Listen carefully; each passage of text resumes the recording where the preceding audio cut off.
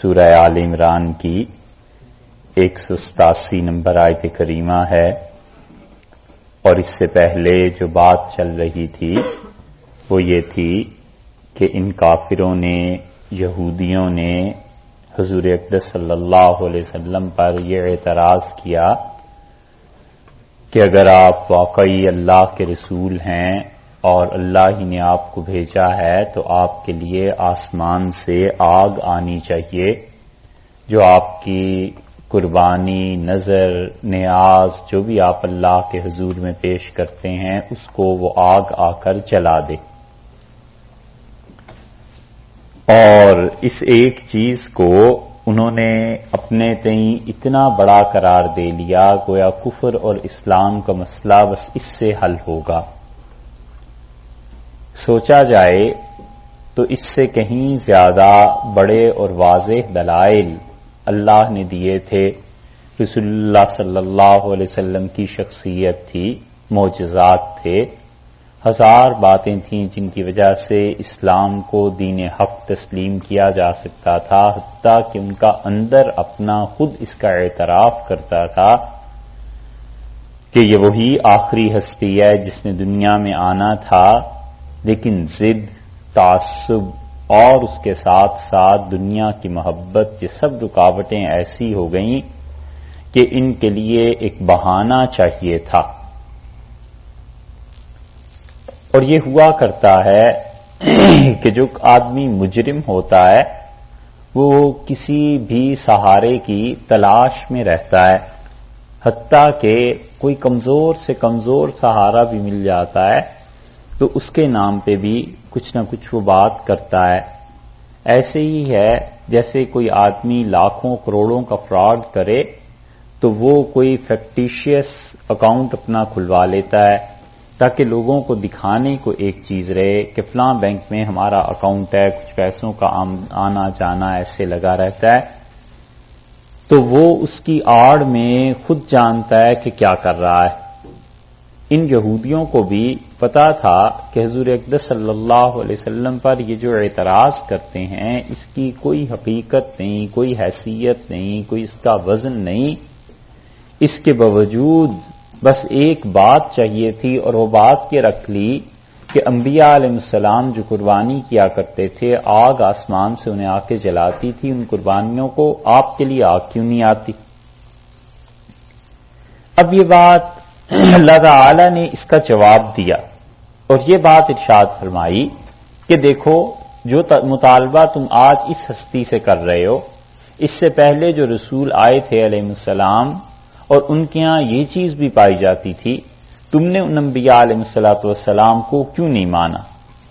اور اللہ تعالی نے فرمایا کہ قد جاءکم رسل من قبلی، ان سے آپ فرما دیجئے کہ مجھ سے پہلے بھی رسول آئے ہیں، بالبینات، واضح دلائل لے کے، وبالذی قلتم، اور جو بات تم کہتے ہو اس کو بھی پورا کیا ہے، فلما قتلتموہم ان کنتم صادقین، اور اگر تم سچے ہو تو انہیں تم نے کیوں قتل کیا؟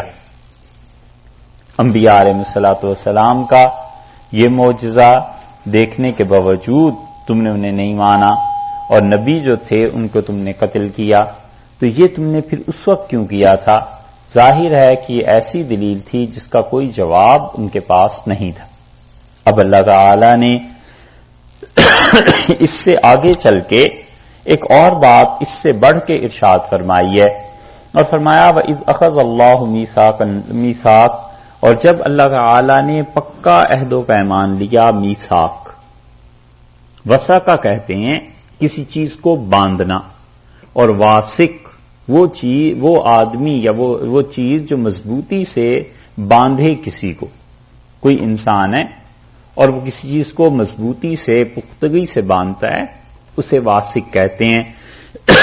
اور میثاق کا مطلب یہ ہے کہ پکا عہد و پیمان، اور عام طور پہ یہ اردو میں بھی لفظ انہی معنی میں استعمال ہوتا ہے کہ فلاں میثاق ہوا، یعنی معاہدہ ہوا، جو معاہدہ بہت پختہ تھا۔ تو اللہ تعالی نے فرمایا کہ جو میثاق ہے، الذین اوتوا الکتاب، جو لیا گیا تھا، اللہ نے اقرار لیا تھا ان سے جنہیں کتاب دی گئی تھی، اس اقرار کا کیا بنا؟ اور وہ اقرار یہ تھا کہ لَتُبَيِّنُنَّهُ لِلنَّاسِ کہ تم اس کو، ہو کی ضمیر لوٹ رہی ہے کتاب کی طرف، مراد کتاب ہے، یعنی اس کتاب کو تم خوب لوگوں تک پہنچاؤ گے اور اسے پھیلاؤ گے بھی۔ تُبَيِّنُنَّهُ کا مطلب یہ ہے کہ تم اس کو بیان کرو گے، اور نہ صرف بیان کرو گے بلکہ خوب بیان کرو گے۔ بیان کو بیان جو لفظ ہے اسی لیے کہتے ہیں کہ وہ واضح ایک چیز ہو جاتی ہے۔ مبین کا مطلب بھی واضح سے آتا ہے، تو لَتُبَيِّنُنَّهُ تم اسے یقیناً بیان کرو گے، بہت زیادہ خدا کی کتاب کو، تورات کو۔ تم سے یہ ایک پختہ عہد لیا گیا تھا، تم اپنا سناؤ تم نے کیا کیا۔ اور یہ عہد سیدنا موسیٰ علیہ السلام کے زمانے میں لیا گیا اور تورات نازل کی گئی، اور حضرت موسیٰ علیہ السلام نے اس تورات کو کئی جگہ پر لکھوایا، اور بڑے بڑے پہاڑوں سے پتھر منگوائے اور بڑے بڑے پتھروں پر کندہ کروایا تاکہ لوگ اس چیز کو یاد رکھیں اور اس تورات کو لوگ پڑھیں۔ بنو لاوی جو تھے انہیں حضرت موسیٰ علیہ السلام نے یہ سب روایات آج بھی تورات میں مل جائیں گی کہ انہیں بلایا اور کہا کہ جب تم پہ خیام کی عید آئے، 7 برس کے بعد ان کے ہاں ایک عید آتی تھی، 7 سالہ جشن ایک ہوتا تھا، تو حضرت موسیٰ علیہ السلام نے فرمایا کہ سب کو جمع کرنا اور اس کتاب کا ایک ایک حرف تم سنانا، یہ سب کی سب باتیں لوگوں تک پہنچانا۔ اس عہد و پیمان کا کیا ہوا؟ اور اسی طرح ان کی حالت بدلتی چلی گئی، بگڑتی چلی گئی، یہاں تک کہ انہیں اس عہد کا کوئی پاس نہیں رہا۔ یہ جو میثاق آباء و اجداد نے کیا تھا یہ قومی حیثیت سے ختم ہو گیا۔ حضرت موسیٰ علیہ السلام کے بعد کچھ صدیاں گزری ہیں، اور بیت المقدس میں جو یہودی تھے اس وقت کے، وہ سرے سے جانتے ہی نہیں تھے کہ اللہ نے کوئی عہد و پیمان لیا بھی تھا یا نہیں لیا تھا، حتیٰ کہ تنزل کا یہ حال ہو گیا صرف 700 برس میں، کہ اس وقت 700 برس حضرت موسیٰ علیہ السلام پر جو گزرے ہیں، تو اس کے بعد بیت المقدس میں ایسے سجادہ نشین آئے جو سرے سے تورات کو بھی نہیں جانتے تھے کہ تورات بھی کوئی چیز ہے یا نہیں۔ ان کی حالت ٹھیک اس حالت کے مشابہ ہے جو آج بھی بڑی بڑی درگاہیں ہیں مشائخ کی اور بزرگوں کی، جن کے آباء و اجداد نے زندگیاں کھپا دیں اللہ کے دین کے لیے، اور ایک ایک آدمی کو مسلمان کرنے کے لیے انہوں نے اپنی زندگی کے قیمتی اوقات، ہفتے اور مہینے ختم کر دیے، اور ایک ایک کے لیے دعا مانگتے رہے کہ خدا اسے اسلام توفیق دے۔ اب ان کے ایسے جان نشین آ گئے ہیں نالائق، انہیں سرے سے خدا کی کتاب کا بھی علم نہیں، اسلام کا بھی علم نہیں۔ یہ اسی حالت کے مشابہ ہے جو یہودیوں میں ہو گئی تھی کہ بیت المقدس پہ قبضہ ہے، اس خدا کے گھر پہ قبضہ ہے، اور پتہ ہی نہیں ہے کہ تورات کیا چیز ہے اور کیا چیز نہیں ہے۔ زوال میں قوموں کا یہ حال ہوتا ہے، اس لیے اللہ نے بڑی سختی سے ان سے دریافت کیا ہے کہ وہ وقت بھی یاد کرو، اخذ اللہ میثاق الذین اوتوا الکتاب، جنہیں کتاب دی گئی تھی ان سے پکا عہد و پیمان لیا گیا تھا کہ لتبیننہ للناس، تم لوگوں کو اس کے لیے بیان کرو گے۔ کیوں نہیں کیا؟ وہ عہد و پیمان کہاں گیا؟ اپنی ذمہ داریاں یاد نہیں، اور بات کرتے ہو کہ رسول اللہ صلی اللہ علیہ وسلم کے لیے آگ آئے اور وہ جلائیں۔ تم اپنی ذمہ داریوں کو کس حد تک پورا کر سکے ہو؟ وَلَا تَكْتُمُونَهُ، اور ان سے یہ وعدہ بھی لیا گیا تھا کہ تم اللہ کی کتاب کی آیات کو نہیں چھپاؤ گے۔ اللہ تعالی کی آیات کو اگر چھپاؤ گے تو تم گناہگار ہو جاؤ گے، اور پھر نہ صرف یہ کہ اس کا کتمان نہیں کرنا اور اسے پہنچانا ہے، بلکہ آگے کیا ہوا ہے، ان کا طرز عمل کیا ہوا، فَنَبَذُوهُ، انہوں نے پھینک دیا، وَرَاءَ ظُهُورِهِمْ، اپنی پیٹھوں کے پیچھے پھینک دیا، اپنی پشتوں کے پیچھے پھینک دیا۔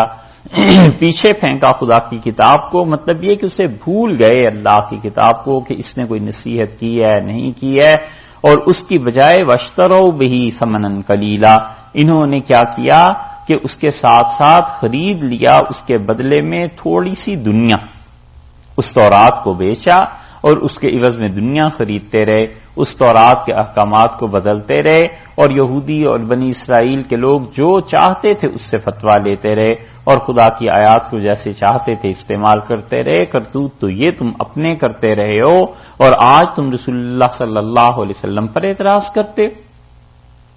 ان کے ان کرتوتوں کی تفصیل اگر دیکھنی ہو تو انجیل کے وہ حصے پڑھیے گا جہاں حضرت عیسیٰ علیہ الصلوۃ والسلام نے اس بنی اسرائیل کے علماء پر تنقید کی ہے، ان کے مشائخ پر، اور جہاں انہوں نے کہا ہے کہ تم نگلنے پہ آؤ تو اونٹ نگل جاتے ہو، اور جب چھلنی لگانا چاہتے ہو تو پھر مچھروں کو بھی چھانتے ہو، اپنے لیے جو مرضی تم کرو، تمہیں کوئی پوچھنے والا نہیں، اور وہی چیزیں جب دوسروں کے متعلق ہوتی ہیں تو تم ایک ایک اس میں سے بات کو نکال کے اس کے چھان پرکھ کرتے ہو، چھان پھٹک کرتے ہو، یہ کون سا دین اور طریقہ ہے؟ اس لیے یہ فرمایا کہ فَنَبَذُوهُ وَرَاءَ ظُهُورِهِمْ، انہوں نے اللہ کے ان احکامات کو اپنی پیٹھوں کے پیچھے ڈال دیا، نہ صرف یہ بلکہ اس کے لیے دنیا خرید لی، پیسے لے لیے، فَبِئْسَ مَا يَشْتَرُونَ، سو کیا بری خریداری انہوں نے کی، کیا بری چیز انہوں نے خریدی، کیا ہی برا گھٹیا سودا انہوں نے کیا، یہ چیزیں نہیں کرنی چاہیے تھی۔ یہ آیت کریمہ بنیادی طور پر تو کہی ہے کہ یہودیوں کے بارے میں نازل ہوئی، لیکن اس کی روشنی میں ہم اپنا بھی کردار دیکھیں کہ اللہ نے ہمارے لیے کیا کہا ہے اور اس آیت پہ اس امت نے کتنا عمل کیا ہے۔ اللہ تعالیٰ نے اس امت سے بھی عہد لیا ہے، انبیاء علیہ الصلوۃ والسلام سے جو پچھلے زمانوں میں عہد لیا گیا تھا، اس میں رسول اللہ صلی اللہ علیہ وسلم بھی شامل تھے، اور نبی کریم صلی اللہ علیہ وسلم کو بھی کہا گیا کہ آپ نے اس قرآن کو بیان کرنا ہے۔ اللہ نے فرمایا ثم ان علینا بیانا، اور پھر یہ ہماری ذمہ داری ہے کہ ہم اس قرآن کو آپ کے ذریعے لوگوں تک پہنچائیں گے، بیان کروائیں گے، وہ بھی ہو گیا۔ اب اس کے بعد امت کی کیا ذمہ داری بنتی تھی؟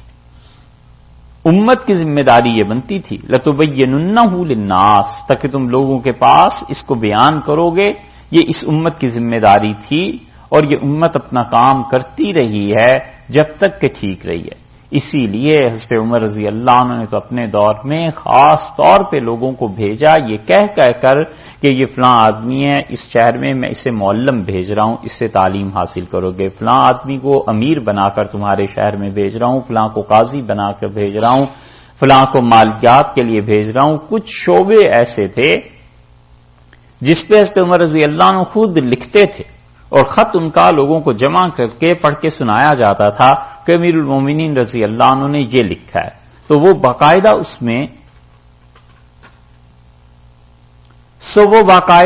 میں اس عہدے کی تصریح کر دیتے تھے کہ یہ چیز ہے، یہ تمہارے معلم ہے اور یہ تمہیں تعلیم دیں گے، کیونکہ اللہ تعالی نے رسول اللہ صلی اللہ علیہ وسلم کے متعلق بھی یہ فرمایا کہ وَيُعَلِّمُهُمُ الْكِتَابَ وَالْحِكْمَةَ، کہ رسول اللہ صلی اللہ علیہ وسلم تعلیم دیتے ہیں کتاب کی اور اس کے ساتھ ساتھ حکمت کی تعلیم دیتے ہیں۔ تو قرآن پاک اتنا پڑھا جاتا تھا، اتنا اس کی تفسیر اور یہ چیزیں عام تھیں کہ شہروں کے شہر مل جاتے تھے، اور کوئی آدمی ایسا نہیں ہوتا تھا جس نے قرآن نہ پڑھا۔ یہاں تک کہ لوگ خط لکھتے تھے کہ ہمارے شہر میں قرآن پاک کے پڑھانے کی اب ضرورت ہی نہیں رہی، سب لوگ پڑھے لکھے ہیں، اب کس کو پڑھانا؟ یہ اسی طرح تھا جس طرح معاشی حالات اتنے اچھے ہو گئے تھے کہ کئی شہروں میں زکوٰۃ کے لیے کوئی نہیں ملتا تھا، زکوٰۃ کس کو دیں؟ عمر بن عبدالعزیز رحمۃ اللہ علیہ کو لکھا لوگوں نے کہ حضرت اس سارے شہر میں زکوٰۃ کا مستحق کوئی رہا ہی نہیں ہے، اب زکوٰۃ کس کو دیں؟ انہوں نے کہا اچھا اس طرح کرو، اس پیسے سے غلام خرید کے ان لوگوں کو ان کو آزاد کر دو اور ان کو رہائی دے دو، بس اب زکوٰۃ کا مصرف تو ہمارے پاس یہ رہ گیا ہے۔ تو یہ تعلیم بھی عروج پہ تھی، معیشت بھی عروج پہ تھی، مسلمان جب تک رہے ہیں عروج پہ یہی چیزیں کرتے رہے ہیں، اور جب سے اس امت کا زوال شروع ہوا ہے، قرآن پاک کا بیان کرنا، لوگوں تک پہنچانا، یہ علماء نے بھی چھوڑ دیا اور پوری امت نے گویا ایک طرح سے ترک کر دیا ہے۔ یہ ہے وہ حال جس کا رسول اللہ صلی اللہ علیہ وسلم قیامت میں اللہ تعالی سے کہیں گے۔ 17ویں پارے میں ذرا آپ دیکھیے وہاں پر کیا بات آئی ہے۔ 17واں پارہ جہاں سے شروع ہوتا ہے وہاں پر دیکھیے آپ، تو آپ کو اس صورتحال کے متعلق ایک بات نظر آئے گی۔ 19واں، اچھا چلیے 19واں دیکھ لیجیے۔ 19واں پارہ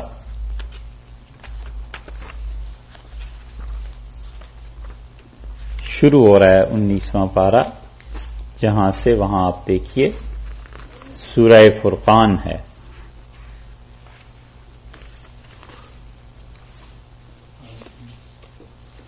ملی جناب سورہ فرقان اور پارہ 19 اور آیت نمبر ہے 30.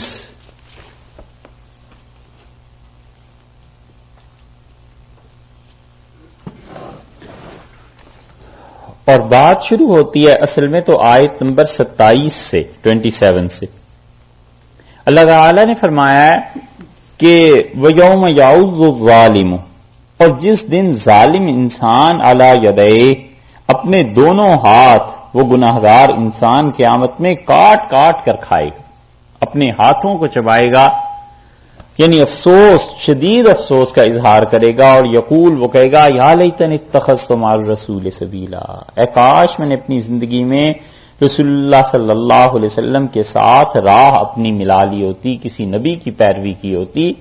اگر وہ اس رسول اللہ صلی اللہ علیہ وسلم کے بعد ہے تو پھر تو مراد اس جگہ رسول سے حضرت صلی اللہ علیہ وسلم ہے، اور اگر پہلے کبھی ہے تو پھر اس زمانے کے جو بھی رسول علیہ الصلوۃ والسلام ہوں گے، مگر وہ ظالم آدمی گناہگار اپنے ہاتھ کاٹے گا اور کاٹ کاٹ کھائے گا اور کہے گا کاش میں نے رسول صلی اللہ علیہ وسلم کی راہ پکڑ لی ہوتی. یا ویلتا، ہائے افسوس، لیتنی، ہائے میری خرابی، لم اتخذ فلانا خلیلا، اے کاش میں نے فلاں آدمی کے ساتھ اپنی دوستی نہ رکھی ہوتی، فلاں کے ساتھ اپنی یاری نہ رکھی ہوتی. اس سے معلوم ہوتا ہے کہ گمراہ دوست گمراہی میں کہاں تک لے جاتے ہیں، عاقبت برباد کر دیتے ہیں. اور اس سے معلوم ہوتا ہے کہ اچھے لوگوں کی دوستی آخرت بنا دیتی ہے. وہ کہے گا کاش میں نے فلاں آدمی کے ساتھ اپنی دوستی نہ گانٹھی ہوتی. لقد اضلنی عن الذکر بعد اذ جاءنی، اور جب کہ میرے پاس حق کی بات اور نصیحت پہنچ گئی تھی، اس نے مجھے اس سے ہٹا دیا تھا. وکان الشیطان للانسان خذولا، اور لوگوں دیکھو، شیطان تو انسان کو عین موقع پر دھوکہ دینے والا ہے.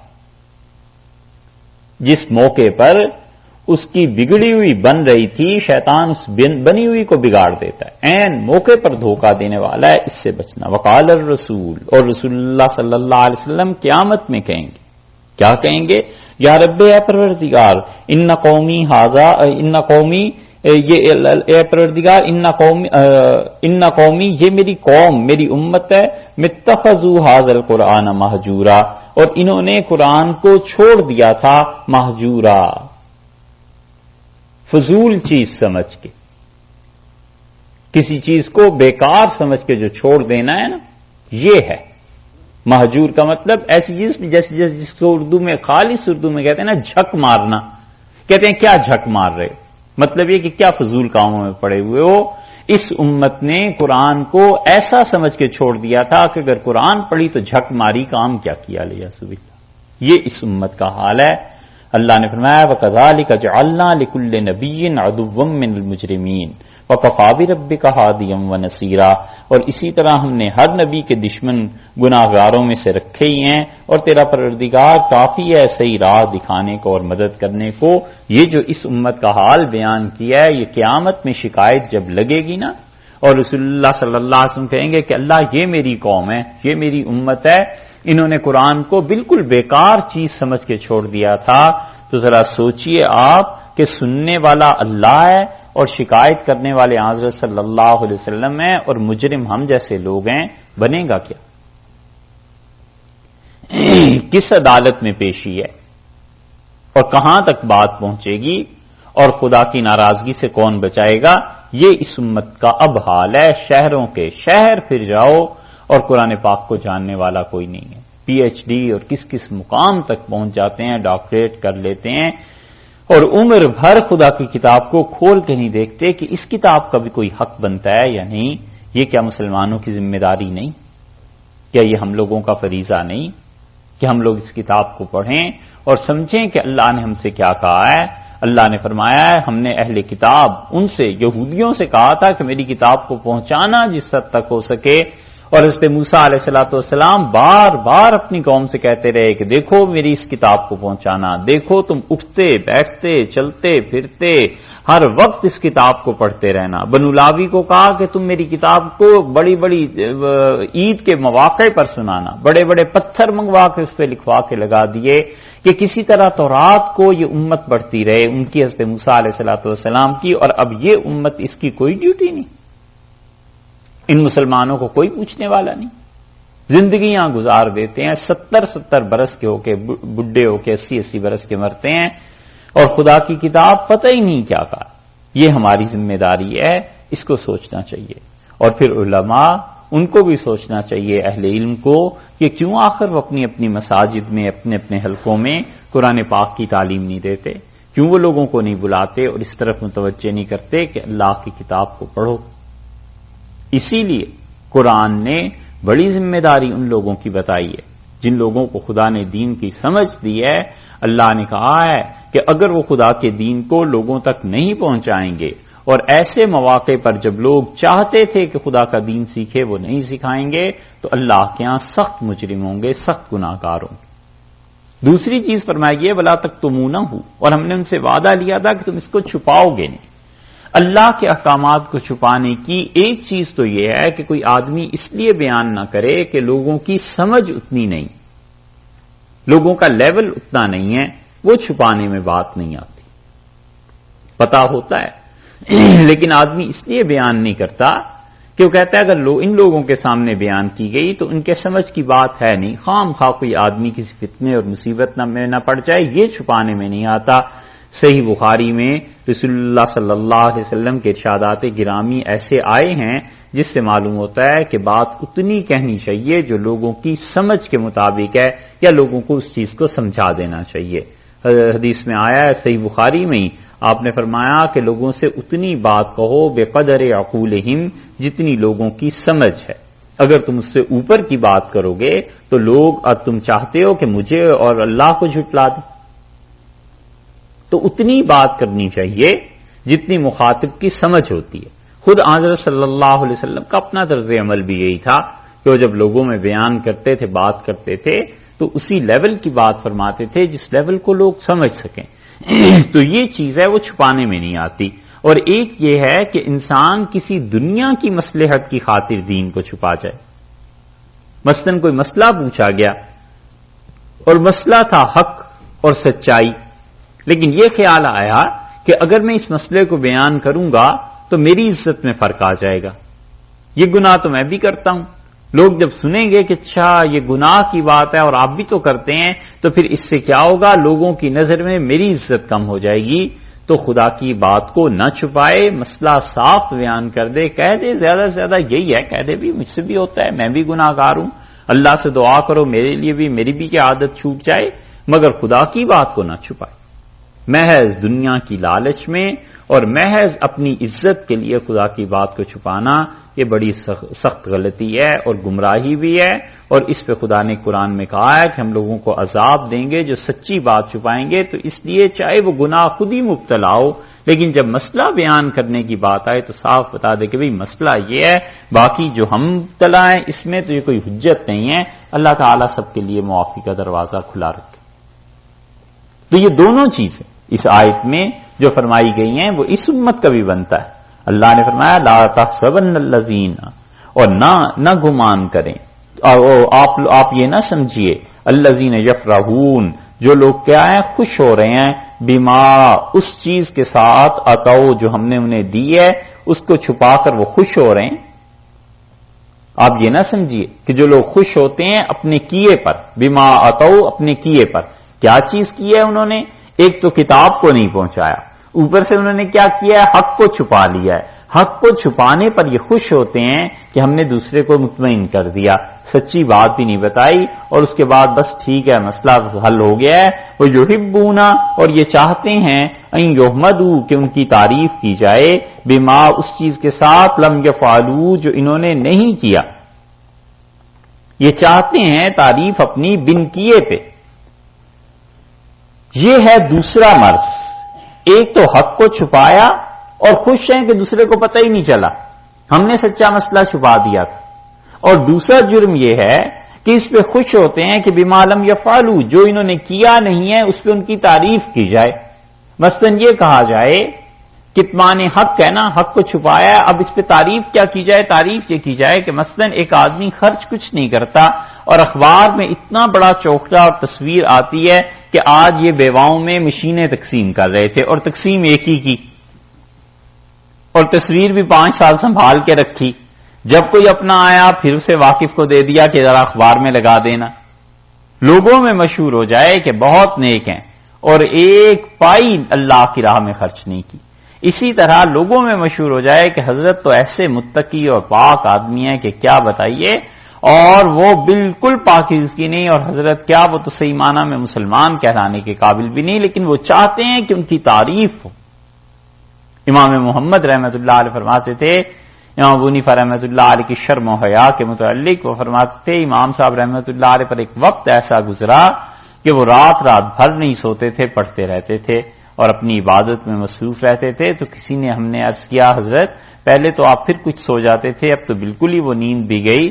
تو فرمایا میں اس دن گیا تھا تو لوگ میرے متعلق میں نے سنا یہ کہہ رہے تھے کہ یہ ابو حنیفہ رات بھر خدا کی عبادت کرتا ہے.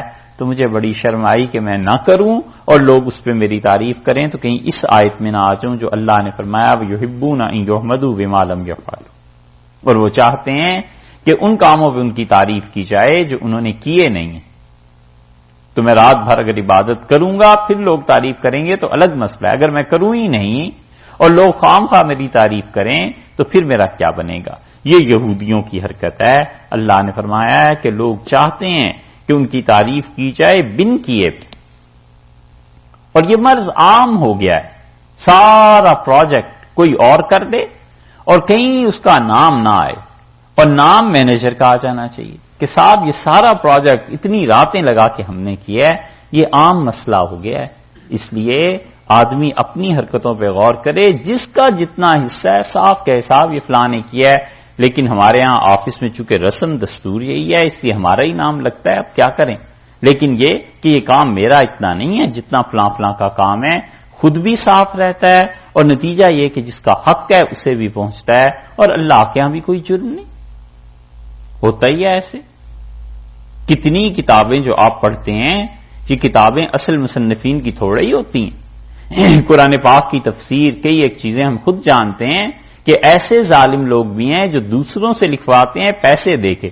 پیسے دے دیے کہ ایک پارے کی تفسیر لکھ لاؤ، پیسے دے دیے کہ حدیث کی شرح لکھ لاؤ، اور اوپر اپنا نام الحاج مولانا حضرت اور یہ اور وہ سب کچھ لکھ کے چھپا دیا. بھئی تم صاف کیوں نہیں لوگوں کو بتاتے کہ بھائی یہ ہے، یہ فلاں نے کام کیا ہے اور اس میں میرا اتنا حصہ ہے کہ میں نے اسے دیکھ لیا تھا، میرا خیال ہے یہ چیز مناسب ہے، یہ کام اصل میں فلاں کا ہے. وَيُحِبُّونَ أَن يُحْمَدُوا بِمَا لَمْ يَفْعَلُوا، اور یہ یہودی چاہتے ہیں کہ ان کی تعریف اس چیز پر کی جائے جو در حقیقت کام انہوں نے نہیں کیے. یہ بیماری آپ زندگی کے سارے شعبوں میں دیکھیں گے. صدر مملکت بھی اسی میں گرفتار ہے تو وزیر اعظم بھی اسی میں گرفتار ہے تو وزیر صاحب بھی یہی کر رہے ہیں. سارا دن محنت پورا دفتر مل کے کر رہا ہے اور وزیر اعظم کو کہتا ہے صاحب بس کیا بتاؤں کمر ٹوٹ گئی یہ کام کر کر کے، اور اتنی پریشانی تھی کہ کسی طرح یہ کام مکمل ہو جائے. اور کوئی اس سے پوچھے کہ تم نے تو 1 گھنٹے کے لیے بھی اپنی نیند برباد نہیں کی اس کے لیے، کیوں آخر چاہتے ہو کہ تمہاری تعریف کی جائے اس پروجیکٹ پہ؟ یہ وہ چیزیں ہیں جن میں ہم کہتے ہیں کہ یہودی برے اور یہودیت اچھی. یہودی آخر کسی جانور کا نام ہے، انسان کا نام ہے، کس چیز کا نام ہے؟ وہ بری حرکتیں ہیں نا جنہوں نے مل کے بتایا کہ یہودی برے ہوتے ہیں. تو مسلمان اگر وہی حرکتیں کریں تو یہ یہودیت کی یہ حرکتیں اچھی ہیں، یہ حرکتیں ہی بری ہیں، اسی وجہ سے لوگ خراب ہوتے ہیں. ایسے ہی دنیا میں اور چیزوں میں بھی حال ہوتا ہے کہ کیا کیا چیزیں ہیں. سارا کھانا، سارا کچن، سب کچھ خود کرنا، اور سارا دن محنت کر کے ماں تیار کرتی ہے، کیا کیا چیزیں بناتی ہے، کباب بن رہے ہیں، بریانیاں بن رہی ہیں، کیا کیا چیزیں. اور شام کو جب رشتہ دیکھنے کے لیے آتے ہیں تو کہتے ہیں ماشاءاللہ آج بیٹی سارا دن آپ کے لیے کام کرتی رہی، آپ کے لیے پکاتی رہی، ذرا اس سے چکھیے دیکھیے بیٹی نے کیسا اچھا بنایا. یہ تو شادی کے بعد پتا چلتا ہے کہ بیگم صاحبہ کو تو نمک مرچ کی بھی تناسب کا نہیں پتا تھا کہ کتنی ڈالنی ہے کتنی نہیں. ہر جگہ یہ حال ہو گیا ہے کہ لوگ چاہتے ہیں کام کچھ نہ کریں، کریڈٹ پورے کا پورا انہیں مل جائے، یہ غلط چیزیں. یاد رکھو جس کا کریڈٹ ہے اسے پہنچنا چاہیے، جس کا حق ہے آپ اظہار کیجئے کہ فلاں کا حق ہے، فلاں نے کیا ہے، اور اس کے بعد جو دستور، جو رسم، جو طریقہ ہوتا ہے اس کے مطابق ہوتی ہیں چیزیں. یہ مرض ہے. اللہ نے فرمایا ہے، اور یہودی یہ چاہتے ہیں کہ جو چیز انہوں نے نہیں کی اس پر ان کی تعریف کی جائے، یعنی کوئی ان کے گن گاتا رہے. بس یہ ہوتا رہے کہ رات بھر تورات پڑھتے ہیں، یہ ہوتا رہے کہ جناب تورات کے اتنے بڑے عالم ہیں. یہ چیزیں اور کچھ بھی نہیں ہیں حقیقت میں. اللہ نے فرمایا ہے کیا لوگوں کا یہ تعریف کرنا، کیا لوگوں میں یہ مقبولیت کا ہو جانا، اور کیا لوگوں کا اس کے لیے اچھائی کے خیالات کا اظہار کرنا، فلا تحسبنہم بمفازۃ من العذاب، سو ہرگز یہ نہ خیال کرنا کہ یہ خدا کے عذاب سے اور اس کی گرفت سے بچ جائیں گے. مفازہ کا مطلب ہے وہ جگہ جس جگہ پہ پہنچ کے نجات مل جائے. مفازہ کا مطلب یہ ہے کہ وہ مقام جس پہ پہنچ کے آدمی چھوٹ جائے. فلا تحسبنہم، ان کے بارے میں ہرگز گمان نہ کرنا، بمفازۃ من العذاب، کہ خدا کے عذاب سے یہ چھوٹ جائیں گے. جھوٹ جو بولا ہے اس کا بھی عذاب ہوگا، اور خام خواہ دل میں یہ حرص اور تمنا کہ ہمارا نام کسی طرح بڑا ہو جائے، اس کا عذاب الگ ہے. کبھی بھول کے یہ تمنا نہ کرے کہ میری شہرت ہو جائے، کبھی بھول کے تمنا نہ کرے. اتنی بڑی آفت ہے، اتنی بڑی مصیبت ہے. دین تو برباد ہوتا ہے، سو ہوتا ہے، دنیا بھی برباد ہو جاتی ہے. جب شہرت ہوتی ہے آدمی کی تو پھر انسان بہت خراب ہو جاتا ہے. اپنے نفس سے اپنے آپ کو ہمیشہ بچاتا رہے، نفس کے مکر سے. اللہ اگر شہرت دے دیتا ہے نا، پھر اللہ حفاظت بھی کرتا ہے، اور پھر اللہ اس میں برکتیں بھی دے دیتا ہے.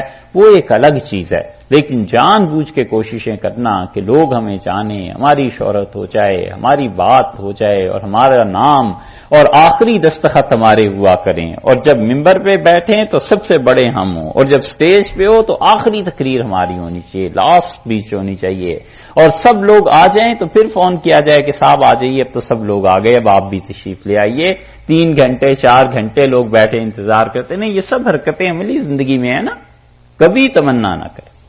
یہ شہرت جو جان بوجھ کے آدمی بہت ذرائع سے حاصل کرتا ہے، بالآخر دین تو برباد ہوتا ہی ہوتا ہے، دنیا بھی ہو جاتی. اللہ نے فرمایا ہے یہ شہرتیں، یہ نیک نامیاں، فلا تحسبنہم بمفازۃ من العذاب، کبھی گمان نہ کرنا کہ یہ عذاب سے انہیں چھڑا دیں گی. ولہم عذاب علیم، اور ان کے لیے المناک عذاب. یہودی غلط مسئلے بتاتے، رشوتیں کھاتے تھے، حضور اقدس صلی اللہ علیہ وسلم کی صفات کو چھپاتے ہیں، اور پھر خوش ہوتے تھے کہ ہمیں تو کوئی پوچھ ہی نہیں سکتا، پکڑ ہی نہیں سکتا. اور امید یہ کہ لوگ تعریف کریں کہ جناب بہت بڑے عالم ہیں یہودیوں کے. اللہ نے بتایا ہے کہ یہ چیزیں عذاب سے جان چھڑا دیں گی، ہرگز نہیں ہو سکتا. دکھ کی مار وہاں پڑے گی. وَلِلَّهِ مُلْكُ السَّمَاوَاتِ وَالْأَرْضِ، اور یہ جواب دیا ہے اس چیز کا. پہلا جواب تو اس کا ہو گیا کہ تم کہتے ہو آسمان سے آگ کیوں نہیں آتی. دوسری جو فضول بات انہوں نے بکی تھی نا، جس کے متعلق اللہ نے فرمایا سَنَكْتُبُ مَا قَالُوا، اب ہم نے لکھ لیا ہے جو کچھ انہوں نے ہمارے متعلق کہا ہے. یہ ہے اس کا جواب. وَلِلَّهِ مُلْكُ السَّمَاوَاتِ وَالْأَرْضِ، تم اللہ کے متعلق کہتے ہو. آسمانوں کی اور زمین کی ساری بادشاہی ہے ہی اللہ کی. وہ تو اس پوری کائنات کا مالک ہے. اسے کیا پڑی ہے کسی سے قرض مانگنے کی؟ اسے کیا پڑی ہے کہ کسی سے وہ کہے کہ میری راہ میں خرچ کرو؟ حقیقی مالک تو وہ ہے. وہ تو جو کہتا ہے اس لیے کہ تمہاری کچھ ثمر ہو جائے، اور وہ تو کہتا ہے اس لیے کہ تم جو کرو گے تمہیں اس کا جزا اور اجر وہ لوٹا کر دے دے گا. واللہ علی کل شیء قدیر، اور اللہ تعالی ہر چیز پر قدرت رکھتا ہے. تمام کی تمام کائنات اس کے زیر تصرف ہے. وہ چاہے تو اپنے کام بغیر اسباب کے بھی کر دیا کرے، اور وہ جو اسباب کے ساتھ کرتا ہے تو اس میں تمہارا بھلا ہے، اس کا اپنا کیا ہے؟ وہ تو پوری کائنات سے بے نیاز. ان فی خلق السماوات والارض، اور بلا شک و شبہ آسمانوں کے بنانے میں، والارض اور زمین کے بنانے میں، واختلاف اللیل والنہار اور رات اور دن کے بدلنے میں، لآیات بڑی نشانیاں ہیں، لأولی الالباب ان لوگوں کے لیے جو عقل والے. معجزے مانگتے ہیں رسول اللہ صلی اللہ علیہ وسلم سے. کچھ لوگ حاضر ہوئے اور انہوں نے کہا کہ موسیٰ علیہ السلام نے فلاں معجزہ دیا تھا، حضرت عیسیٰ علیہ السلام نے فلاں معجزہ دکھایا تھا. اللہ کے رسول آپ کا معجزہ کیا ہے؟ رسول اللہ صلی اللہ علیہ وسلم نے سورہ آل عمران کا یہ آخری رکوع پڑھ دیا اور آپ نے فرمایا مجھے تو اللہ نے یہ چیز دی. یہ ایسا رکوع ہے جو یاد کرنا چاہیے، اسے آپ یاد کیجئے. رسول اللہ صلی اللہ علیہ وسلم جب رات کو اٹھتے تھے نماز کے لیے، تہجد کے لیے، اس آخری رکوع کو پڑھتے تھے. انا کے لفظ سے لے کر بالکل آخر تک جو ہے یہ پورا رکوع رسول اللہ صلی اللہ علیہ وسلم پڑھتے تھے. یہ یاد کیجئے گا، اسے ہم کسی وقت سنیں گے انشاءاللہ. اور یہ ایسی چیز ہے کہ رسول اللہ صلی اللہ علیہ وسلم کی بات پوچھی حضرت عائشہ رضی اللہ عنہا سے کسی نے کیا؟ حضرت مسروق رحمت اللہ علیہ تشریف لائے مدینہ منورہ تو حاضر ہوئے ام المومنین حضرت عائشہ رضی اللہ عنہا کی خدمت میں. اور مسروق عطا بن ابی رباح، مسروق تو نہیں، عطا بن ابی رباح آئے تھے. اور عطا بن ابی رباح رحمت اللہ علیہ اکابر تابعین میں سے تھے. 200 صحابہ رضی اللہ عنہ کی زیارت کی تھی. اور امام ابو حنیفہ رحمت اللہ علیہ فرماتے تھے میں نے عطا سے زیادہ سچا آدمی دنیا میں نہیں دیکھا. اور عطا بن ابی رباح اکابر تابعین میں سے ایسے تھے کہ فتویٰ دیتے تھے مکہ مکرمہ میں. اور کعبۃ اللہ کے متعلق فرماتے تھے کسی نے بستر پیش کیا تو انہوں نے کہا کعبۃ اللہ 20 سال تک میرا بستر یہی رہا ہے، بس میں کہیں گھر نہیں گیا، کچھ نہیں بنایا، اللہ کے گھر میں ہی سو جاتا تھا، یہیں بیٹھ کے پڑھتا رہتا تھا. اتنی عبادت بھی اور سب کچھ. تو وہ گئے ام المومنین حضرت عائشہ رضی اللہ عنہا کی خدمت میں اور عرض کیا جا کر کہ مجھے رسول اللہ صلی اللہ علیہ وسلم کی کوئی عجیب بات بتائیے. حضرت عائشہ رضی اللہ عنہا فرمانے لگیں رسول اللہ صلی اللہ علیہ وسلم کی کون سی بات تھی جو عجیب و غریب نہیں تھی، اور کون سی بات تھی جو سننے اور سمجھنے کے قابل نہیں تھی. اور پھر فرمانے لگیں ایک دن رسول اللہ صلی اللہ علیہ وسلم گھر تشریف لائے اور بستر پر لیٹ گئے. اور پھر تھوڑی دیر کے بعد کہنے لگے عائشہ میں اللہ کی عبادت نہ کروں. اور اٹھ کے کھڑے ہو گئے اور اتنا روئے رسول اللہ صلی اللہ علیہ وسلم کے سینہ مبارک پر آنسو ہی گرتے رہے اور داڑھی مبارک سے بھی آنسو گر رہے تھے مسلسل. تو جب سلام پھیرا تو میں نے عرض کیا اللہ کے رسول کیا ایسی بات پیش آ گئی ہے، آپ کو تو اللہ نے ہر طرح سے بخشا ہوا ہے. تو رسول اللہ صلی اللہ علیہ وسلم نے فرمایا کہ عائشہ آج جو آیات مجھ پہ نازل ہوئی ہیں نا، یہ اللہ نے اتنی بڑی چیز مجھے دی ہے، میں اللہ کا شکر ادا نہ کروں. اور پھر رسول اللہ صلی اللہ علیہ وسلم نے یہ رکوع حضرت عائشہ رضی اللہ عنہا کہتی تھیں، فرماتی تھیں مجھے سنایا کہ ان فی خلق السماوات والارض، اور یہ سارا سنا کر مجھ سے فرمایا کہ اللہ نے اتنی بڑی چیز مجھ پہ نازل کیا ہے، میں کیسے خدا کا شکر ادا نہ کروں.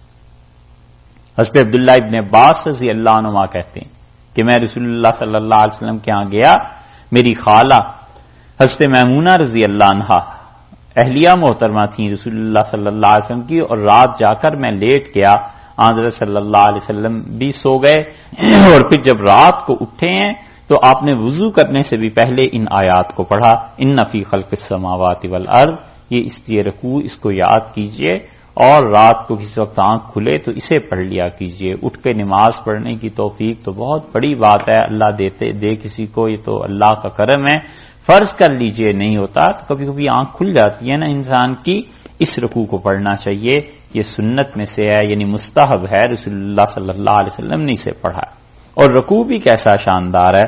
اللہ نے فرمایا ان فی خلق السماوات والارض، اور لوگوں آسمانوں کے بنانے میں، والارض اور زمین کے بنانے میں تم لوگ اس چیز پر غور کرو، واختلاف اللیل والنہار، اور رات اور دن کے بدلنے میں، یہ سب کی سب چیزیں لآیات لأولی الالباب، ان کے لیے بڑی نشانیاں ہیں جو عقل والے. آسمان خود بخود نہیں بن گئے، زمین خود ہی نہیں بن گئی، یہ رات اور دن کا اختلاف جو ہے، اور صدیوں سے اور کروڑوں سالوں سے یہ سورج کا چلنا جو ہے، ایک سیکنڈ اور ایک منٹ کا اس میں فرق نہیں پڑتا. اور کس نے انہیں باندھ کے رکھا ہوا ہے، اور اگر وہ ان کی رسی کو دراز کر دے، کھول دے، یہ آربٹ سے نکل جائیں تو رات اور دن بننا تو کیا، پوری کائنات کا نظام اس میں خلل پڑ جائے. ان چیزوں پر غور کرو، ان چیزوں کو دیکھو، اس میں بڑی نشانی. اور آج کی دنیا ایسی چیز ہے، یہ جتنی سائنس کی ترقی ہوتی چلی جا رہی ہے، اس سے اللہ کے ہونے کی اور اللہ تعالی کی کائنات کو چلانے کی چیزیں اور سامنے آتی چلی جا رہی ہیں. سبحان اللہ، نئی نئی کہکشائیں دریافت ہو رہی ہیں. سائنس بتاتی ہے کہ کیا کیا چیزیں ہیں. جن لوگوں نے کیمسٹری بنیادی طور پر پڑھی ہے، جن لوگوں نے جیالوجی پڑھی ہے، جن لوگوں نے ڈاکٹری کی یہ چیزیں، اس طرح کی چیزیں پڑھی ہیں، ان سے پوچھو کہ دل میں کیسے اللہ کے ہونے کا یقین جم جاتا ہے کہ اللہ کے علاوہ کوئی یہ کام کر نہیں سکتا. اس لیے لوگ جتنی بھی چیزوں پہ اپنے وقت کو ضائع کرتے ہیں، انٹرنیٹ پہ اور کس کس چیز پہ، اس سے کہیں زیادہ اچھا ہے کہ قدرت کے ان عجائبات کو دیکھیں، اللہ پر یقین بڑھے اور اللہ پر ایمان بڑھے کہ پروردگار تیرے علاوہ کوئی یہ کام نہیں کر سکتا. ایسی ایسی چیز سبحان اللہ بتاتے ہیں، ایسی کہکشائیں ہیں کہ ہم تو ایک سورج کو دیکھتے ہیں، وہاں کتنے 400 سورج، 400 بلین سورج. اندازہ کرو 400 بلین سورج ہیں. ایسی جگہ انہوں نے دریافت کر لی، اور کہیں سے خدا کرے ایک مرتبہ یہ پتا چل جائے کہ دوسرے سیاروں میں زندگی ہے، کہیں زندگی کا ثبوت مل جائے. اور حضور اقدس صلی اللہ علیہ وسلم نے جو فرمایا تھا نا کہ وہاں بھی مخلوق ہے اور وہاں بھی انبیاء علیہ السلام آتے ہیں، اس حدیث کی تصدیق ہو جائے گی. اور یہ بہت بڑی چیز ہے جو حضرت صلی اللہ علیہ وسلم نے بتائی ہے. پتا چلے وہاں کیا کیا چیزیں، اور ان چیزوں کی جستجو، ان چیزوں کو جاننے کی خواہش کرنا یہ کوئی غلط بات بھی نہیں ہے. رسول اللہ صلی اللہ علیہ وسلم نے نہیں فرمایا؟ حضرت موسیٰ اور خضر علیہ السلام کے قصے کے آخر پہ صحیح بخاری میں کئی جگہ یہ روایت آتی ہے. حضرت صلی اللہ علیہ وسلم نے فرمایا کاش میرے بھائی موسیٰ علیہ السلام چپ رہتے اور ہمیں آگے کی کچھ چیزوں کا اور پتہ چل جاتا. تو اللہ پر یقین، اللہ پر اعتماد، یہ فزکس، کیمسٹری اور یہ جتنی اب شاخیں علم کی ہو گئی ہیں، سمجھنے والے کے لیے اس سے بھی خدا پر اعتماد، خدا پر یقین بڑھتا ہے، اور آدمی سوچتا ہے کہ اللہ ہی ہے جو اس کائنات کو چلا رہا ہے، اور خدا کی توحید پہ عقیدہ جمتا ہے. اللہ نے فرمایا ان چیزوں پر غور کرو، لِأُولِي الْأَلْبَابِ، ان کے لیے بڑی نشانی ہیں جو لوگ کیا کرتے ہیں، سوچتے ہیں. حسن بصری رحمت اللہ علیہ کہتے تھے کہ صحابہ کرام رضی اللہ عنہ کی عبادت فکر تھی، سوچ تھی. یہ وہی چیز ہے جسے صوفیہ اپنے یہاں مراقبات کی بات بھی کرتے ہیں کہ وہ کہتے ہیں اس چیز کا مراقبہ کرو، تو کسی چیز کے مضمون پر مسلسل سوچنے پر زور دیتے ہیں کہ فلاں چیز کا مراقبہ کرتے رہو، یعنی وہ تمہارا حال بن جائے گا پورے کا پورا، اور اس میں اللہ کی طرف سے پھر جو تجلیات اور جو عنایات ہوتی ہیں یہ وہی جانتے ہیں جنہوں نے اس راہ کو کچھ طے کیا ہے. اور اللہ نے آخری بات یہ کہی ہے کہ لِأُولِي الْأَلْبَابِ، ان کے لیے نشانیاں ہیں جو عقل مند ہیں. عقل مند لوگ کون ہیں؟ ان کی تشریح آگے کر دی. الذین، عقل مند لوگ وہ ہیں، یذکرون اللہ، جو اللہ کو یاد کرتے ہیں، قیاماً کھڑے ہوئے بھی، وقعوداً اور بیٹھے ہوئے بھی، وعلی جنوبہم اور اپنی کروٹوں پر لیٹے ہوئے بھی اللہ کو یاد کرتے ہیں. عقل مند تو لوگ وہ ہیں. اللہ کا ذکر، اللہ کی یاد، اس سے پتہ چلتا ہے کہ وہ لوگ کیا کرتے ہیں. ایک تو دائماً ذکر کرتے رہتے ہیں، ہر حال میں اللہ کو یاد کرتے رہتے ہیں. اللہ کی یہ یاد ہے، یہ آخر چیز کیا ہوئی؟ اللہ تعالیٰ کی ایک یاد تو یہ ہے جو انسان زبان سے کرتا ہے، اور اس کے بھی کئی درجے ہیں. مثلا ایک انسان زبان سے استغفار کرتا ہے، یہ بھی اللہ کی یاد ہے. درود شریف پڑھتا ہے، یہ بھی اللہ کی یاد ہے. نماز پڑھتا ہے تو یہ اللہ کی یاد ہے فرض کے درجے کی. اور اسی طرح کوئی اور چیز کرتا ہے، بعض چیزیں اس میں سے سنت میں سے ہیں، بعض چیزیں مستحب ہیں. مثلا درود شریف پڑھتا ہے رسول اللہ صلی اللہ علیہ وسلم پر، یہ بھی اللہ کی یاد ہے. یہ ساری چیزیں ہیں. اور ایک اللہ کی یاد کا تعلق انسان کے دماغ سے بھی ہے، اور وہ اللہ کی یاد ایسے سمجھ لیجئے جیسے کسی انسان کو فرض کیجئے کہ آفس جانا ہے. جو ہی آنکھ کھلی ذہن میں یہ آیا آفس جانا ہے. ناشتہ کرنے بیٹھے پھر خیال آتا ہے اچھا آفس ابھی جانا ہے. گھڑی دیکھتا ہے اچھا آفس جانا ہے. واش روم میں گیا آفس جانا ہے. گاڑی کی چابی دیکھی آفس جانا ہے. بار بار دماغ میں یہ بات کلک کر رہی ہے نا کہ یہ کام کرنا ہے، یہ کام کرنا ہے. بس ایسے اللہ کے ساتھ تعلق پیدا ہو جائے کہ ہر لمحہ خدا کی یاد ایسے آتی رہے کہ اللہ نے اس موقع پہ کیا کہا ہے، میرے لیے اس موقع پہ کیا حکم ہے، یہ جو خریداری کرنے جا رہا ہوں اللہ تعالیٰ نے کیا اس میں حکم دیا ہے، یہ جو چیزیں پیسے خرچ کر رہا ہوں خدا کا کیا حکم ہے، نماز پڑھ رہا ہوں یہاں اللہ کا کیا حکم ہے. یہ بار بار جو اللہ کے ہونے کی بات ذہن میں آتی رہتی ہے یہ اللہ کی یاد ہے. اور کسی آدمی کا حال یہ بن جائے تو وہ سب سے افضل طریقہ ہے خدا کی یاد. اس میں صرف ایک استثناء ہے اور وہ اس جگہ کر ہے، وہ ایکسیپشن اس جگہ پر ہے جہاں رسول اللہ صلی اللہ علیہ وسلم نے کہیں فرض واجب زبان کا قرار جو ہے وہ ضروری قرار دیا ہے، جیسے نماز ہے، جیسے اور چیزیں ہیں۔ اس کے علاوہ عمومی طور پر فکر آدمی کی تبدیل ہو جائے، ذہن تبدیل ہو جائے، اور ہر معاملے میں اللہ کا حکم یاد کرنے لگے اور اللہ کے حکم پہ عمل کرے، اور بار بار حق تعالی شانہ کا خیال آتا رہے، شکر سے آتا رہے۔ خوشی کی چیز دیکھی، ذہن میں شکر، اللہ کے شکر کی کیفیت پیدا ہو گئی، برائی کی چیز نظر آ گئی، استغفار کی کیفیت پیدا ہو گئی، غم کی چیز نظر آ گئی، اللہ کے پناہ کی کیفیت پیدا ہو گئی، ذہن اس کے مطابق چلتا رہتا ہے، کام کرتا رہتا ہے، یہ اللہ کی یاد ہے۔ اللہ نے فرمایا ہے وہ کھڑے ہوئے بھی، بیٹھے ہوئے بھی، کروٹوں پر لیٹے ہوئے بھی مجھے یاد کرتے ہیں، یہ ہے وہ ذکر کی چیز۔ اور اسی طرح یہ بھی ذکر میں شامل ہے کہ آدمی کھڑے بیٹھے لیٹے ہر حال میں اپنے رب کو اپنی زبان سے یاد کرتا رہے، اللہ سے معافی مانگتا رہے، خدا کی تسبیح کرتا رہے، خدا کی حمد و ثنا کرتا رہے، اپنی زبان میں اللہ کی تعریف کرتا رہے کہ خدایا یہ سب چیزیں تیری ہیں، اللہ میں عاجز بندہ ہوں، خدایا تجھ سے معافی مانگتا ہوں، اپنی زبان میں خدا کو یاد کرتا ہے، یہ سب اللہ کی یاد ہے۔ اللہ نے فرمایا یذکرون اللہ قیاما وقعودا وعلی جنوبہم، اور عقل مند لوگ تو وہ ہیں جو اللہ کو یاد کرتے ہیں کھڑے ہوئے بھی، بیٹھے ہوئے بھی، اپنی کروٹوں پر بھی، ویتفکرون،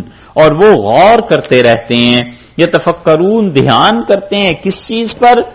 فی خلق السماوات والارض، آسمانوں کی تخلیق پر دھیان جماتے ہیں، اور اپنا دھیان جماتے ہیں زمین کی پیدائش پر کہ اللہ نے آسمانوں کو کیسے پیدا کیا، اللہ نے زمین کو کیسے پیدا کیا، یہ ساری کائنات آخر چل کیسے رہی ہے، یہ خدا کی طرف سے جتنی چیزیں ہیں اس پر وہ غور کرتے رہتے ہیں۔ یہ غور کرنے کی بات ابھی گزر چکی، اور پھر یہ سارا کچھ کرنے کے بعد دو صفات بیان کی عقل والوں کی، ایک اللہ کا ذکر اور ایک اس کا فکر۔ دیکھا، ایک ذکر کر دیا الذین یذکرون اللہ قیاما وقعودا وعلی جنوبہم، اور وہ اللہ کو یاد کرتے ہیں کھڑے ہوئے، بیٹھے ہوئے اور لیٹے ہوئے بھی، ایک ویتفکرون، اور دوسری چیز فرما دی وہ فکر کرتے ہیں۔ مومن بے فکرہ نہیں ہوتا، اور سچ پوچھو تو اس امت میں جو مصیبتیں آ گئی ہیں ان میں سے ایک بے فکری بھی ہے، کوئی فکر ہی نہیں ہے، کوئی پرواہ ہی نہیں ہے، گھر سے لے کے دفتر تک کوئی فکر نہیں ہے، اور اپنے جسم میں سر سے پاؤں تک کوئی فکر نہیں ہوتی۔ یہ بے فکری بڑا مرض ہے۔ اللہ نے فرمایا وہ یتفکرون، اور وہ فکر کرتے ہیں، غور کرتے ہیں۔ کسی ایک جگہ کی مثال لے لیجیے، کوئی فکر ہی نہیں ہے گھر میں کہ یہ چیز میں نے جو یہاں سے اٹھائی ہے تو مجھے یہیں رکھنی ہے، اس لیے کہ اور لوگوں کی بھی ضرورت کی چیز ہے نا، سب کو اس سے پریشانی ہو سکتی ہے، اگر کسی کو پریشانی ہوگی تو میں گناہگار ہو جاؤں گا، اس چیز کو واپس لا کر اسی جگہ پر رکھنا ہے، یہ بے فکری ہے۔ مثلا ماچس ہے، آپ کے ہاں تو شاید نہیں ہوتی ہے، نہیں ہوتی، چلو سگریٹ والوں کے پاس ہوتی ہوگی، آپ پر وہ مشترک نہیں ہوتی۔ کوئی چیز لے لیجئے، کینچی ہے، ٹھیک ہے، خواتین نے کوئی چیز کاٹی اسے جہاں مرضی رکھ دیں گی، اب شوہر ہے اسے ڈاک کھول لیے کوئی چیز دیکھنی، وہ بیچارہ سارے گھر میں پھرتا رہتا ہے کہ کہاں، یہ بالکل معمولی درجے کی ایک چیز ہے، فکر نہیں ہے، پریشانی نہیں۔ اسی طرح انسانی جسم کا حال ہے، جو چیز چاہیے دیکھ لی، کوئی فکر نہیں ہے کہ اس سے نگاہ پہ کیا اثر پڑے گا اور اس کے بعد دماغ پہ کیا اثر پڑے گا، جو جی میں آیا کہہ دیا، کوئی پرواہ نہیں ہوتی کہ زبان سے جو بول رہا ہوں تو اللہ نے کہا ہے کہ لدیہ رقیب عتید، اور کوئی لفظ تم اپنے منہ سے نہیں بولتے مگر ہمارے فرشتے لکھنے والے اسے لکھ لیتے ہیں۔ کوئی بات سننا شروع ہو گئے، پرواہ ہی نہیں ہے کہ فضول بات سن رہا ہوں، جس طرح فضول کاموں سے اپنے آپ کو بچانا ضروری ہے، ایسے ہی فضول باتوں سے بھی تو بچانا ضروری ہے۔ کہانی کوئی سنا رہا ہے، کھڑے ہو گئے چلتے چلتے، اب اس کہانی کو سننا ہے بھی، اس میں دین کا نفع نہیں، دنیا کا نفع نہیں، کوئی چیز نہیں ہے۔ یہ ہے بے فکری ساری زندگی میں۔ تو جب آدمی بے فکری میں آ جاتا ہے نا، پھر وہ لوگوں کے حقوق ضائع کرنے لگتا ہے جو حقوق اس سے متعلق ہوتے ہیں۔ اس لیے آدمی فکر کرتا رہتا ہے، سوچتا رہتا ہے کہ مجھے کیا کام کرنا ہے، کیا کام نہیں کرنا، اور اس سے بھی بڑھ کر پھر وہ فکر ہے جو اللہ نے یہاں فرمائی ہے کہ اس کائنات پر فکر کرتا ہے، غور کرتا ہے، کیسی کیسی اللہ کی نشانیاں ہیں، کیسی کیسی چیزیں ہیں۔ حضرت ابوالدرداء رضی اللہ عنہ اپنے شاگردوں کے پاس بیٹھے ہوئے تھے اور کسان ہل چلا رہا تھا تو اس کسان نے ایک بیل کو مارا، رک گیا اور دوسرے کو کچھ نہیں کہا. جب مارا تو وہ دونوں بیل پھر چلنے لگے. تو حضرت ابو الدرداء رضی اللہ عنہ نے فرمایا اپنے شاگردوں سے کہ دیکھو یہ بھی فکر کرنے کی چیز ہے، جو رک گیا تھا اسے مار پڑی اور جو کام کرتا رہا اسے کسی نے نہیں چھیڑا. بس ایسے ہی اگر تم دین کا کام نہیں کرو گے تو تمہیں بھی مار پڑے گی، اور کام کرتے رہو گے تو پھر خدا کچھ نہیں کہتا، پھر کام چل رہا ہے.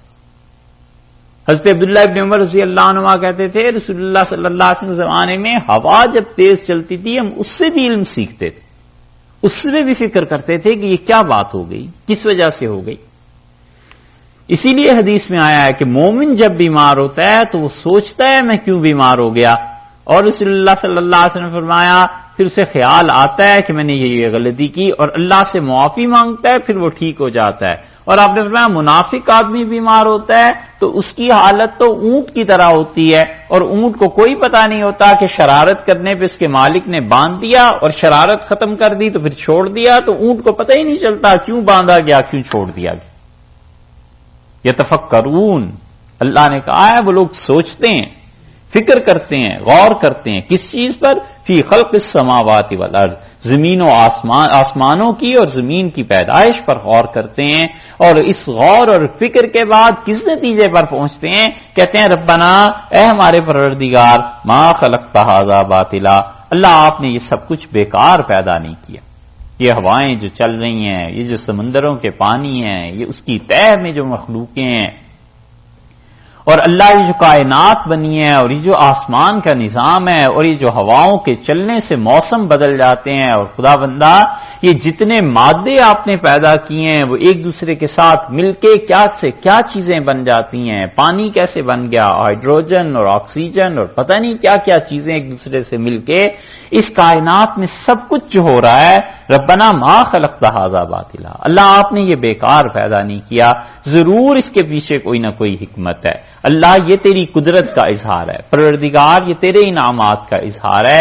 یہ سب چیزیں اس آدمی کے لیے ہیں جو غور کرتا ہے.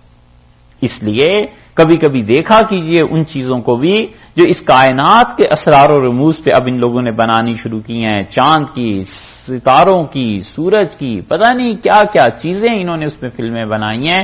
وہ دکھاتے ہیں کہ کس طرح سیارے ٹوٹتے ہیں، کس طرح دوسری جگہ کائنات بنتی ہے. یہ دیکھنے سے انسان کی اگر واقعی ہوش اپنی جگہ ٹھکانے ہو تو اللہ پر اعتماد اور یقین بڑھ جاتا ہے. سوچتا ہے کہ سبحان اللہ، خدا نے کیسی وسیع کائنات پیدا کی ہے، اور اس پوری کائنات میں غور کرے ایک زمین کا حصہ، ٹکڑا، ایک زمین جو اس کائنات کا شاید کروڑواں حصہ بھی نہیں، اور اس زمین کا بھی ایک بر اعظم مثلا امریکہ، اور امریکہ بھی اتنا بڑا، اس کا ایک شہر، ایک صوبہ، اس کا بھی ایک شہر ارونگ، اور ارونگ میں بھی کتنی آبادی، اور اس میں بھی ایک آدمی خان صاحب. اور میں اپنے آپ کو بڑا سمجھ رہا ہوں، لا حول ولا قوت الا باللہ. کیا نسبت ہے تمہاری اس پوری کائنات کے ساتھ؟ اتنی بھی نہیں جتنی زیرے کو اونٹ سے ہو. تم کس کھاتے شمار میں میاں، تم کہاں سے بڑے؟ یہ اللہ کی پوری کائنات ہے، مالک نے پیدا کیا ہے، نظام کے ساتھ چلا رہا ہے. کس کی بڑائی سوائے اس مالک کے؟ ربنا ما خلقت ھذا باطلا، کہتا ہے پروردگار آپ نے یہ چیزیں بیکار پیدا نہیں کی. سبحانک، اللہ آپ کی ذات پاک ہے کہ کوئی ایسا کام کرے جس کام میں کوئی حکمت نہیں. خدایا ہمارے کام ایسے ہوتے ہیں جس میں عیب ہوتا ہے، خدایا ہمارے کام ناقص ہوتے ہیں. سبحانک، تیری ذات پاک ہے اللہ. تو بس جب یہی ہے اور اللہ آپ کا کوئی کام بیکار نہیں اور اللہ آپ ہر عیب سے پاک ہیں، فقنا عذاب النار، سو ہمیں بچا لیجئے جہنم کی آگ سے. خدایا بس وہ جو آگ ہے نا اس پہ تو ہی قدرت رکھتا ہے کہ انسان جلے بھی اور مرے نہیں، جلے بھی اور مرے نہیں، اور موت نہ آئے، اور یہی جسم پھیلتا چلا جائے اور اسی کا عذاب بڑھتا چلا جائے. رسول اللہ صلی اللہ علیہ وسلم نے فرمایا کافر کی داڑھ جہنم میں احد پہاڑ کے برابر ہو جائے گی چل چل کے. اتنی تکلیف، اتنے مسائل. فقنا عذاب النار، اللہ ہمیں بچا لے اس جہنم کی آگ سے. ربنا، اے ہمارے پروردگار، انک من تدخل النار، اور یقیناً جسے آپ نے داخل کر دیا اس آگ میں جسے آپ نے پھینک دیا، فقد اخزیتہ، اللہ یقیناً بس وہ رسوا ہو گیا، اس جیسا تو کوئی رسوا ہوا ہی نہیں، فقد اخزیتہ، وہ حقیقت میں پروردگار وہ کیا ہوا، وہ آدمی اس انسان کو حقیقت میں رسوائی ملی جس کو تو نے دوزخ میں ڈال دیا، فقد اخزیتہ، اس کو رسوا کیا، وہ حقیقت میں رسوا ہو گیا، وما للظالمین من انصار، اور اللہ گناہگاروں کا تو کوئی مددگار نہیں، خدا بندہ اس جہنم سے بچا، اس دن کی ذلت سے بچا، اس دن کی وہ جو خواری ہے، رسوائی ہے، اے خدایا اس دن کی خواریوں سے بچا، انک من تدخل النار فقد اخزیتہ۔